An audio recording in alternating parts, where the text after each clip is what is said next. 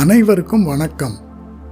இன்னைக்கு நாம பார்க்க போற திருக்குறள் அதிகாரம் 2 வான் சிறப்பில் இருந்து 7வது குறள். நெடுங்கடலும் தண்ணீர்மை குன்றும் தடிந்தெழிலி தான் நல்காதாகிவிடின். இதோட நேரடி விளக்கம், கடல்ல இருந்து தண்ணியை எடுத்துக்கிட்ட மேகம் அதை மழையா திருப்பி கொடுக்காம போயிருச்சுன்னா எல்லையே இல்லாத மாதிரி தெரிகிற அந்த பெரிய கடலே தன்னோட இயல்பை இழந்துடும், வளம் குறைஞ்சிடும். இந்த குறள் அதோட நேரடி அர்த்தத்தை தாண்டி இன்றைய காலகட்டத்தில் பொருளாதாரம், சமூகம், ஏன் நம்ம தனிப்பட்ட வாழ்க்கை வரைக்கும் எப்படி அழகாக பொருந்துதுன்னு தெரிஞ்சுக்கணுமா?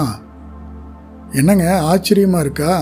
2000 வருஷத்துக்கு முன்னாடி எழுதப்பட்ட ஒரு குறள் இன்னைக்கு நம்ம லைஃபுக்கு பர்ஃபெக்டாக செட் ஆகுது. இதை நாம் ஃபாலோ பண்ணால் ஸ்ட்ரெஸ் ஃப்ரீயாக நிம்மதியாக வாழலாம்.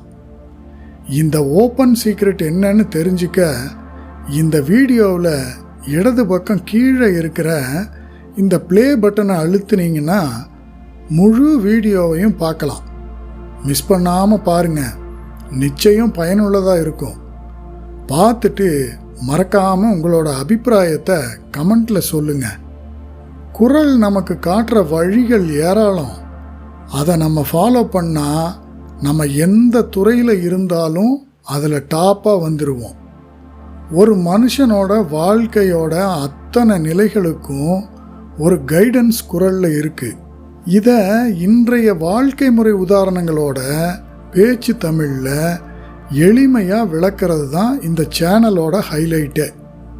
தொடர்ந்து வீடியோக்களை பார்க்க சேனலை சப்ஸ்கிரைப் பண்ணிவிட்டு அந்த பெல் ஐக்கானையும் ப்ரெஸ் பண்ணி வச்சிட்டிங்கன்னா சேனலில் வீடியோ அப்லோட் ஆனதும் உங்களுக்கு நோட்டிஃபிகேஷன் வந்துடும்.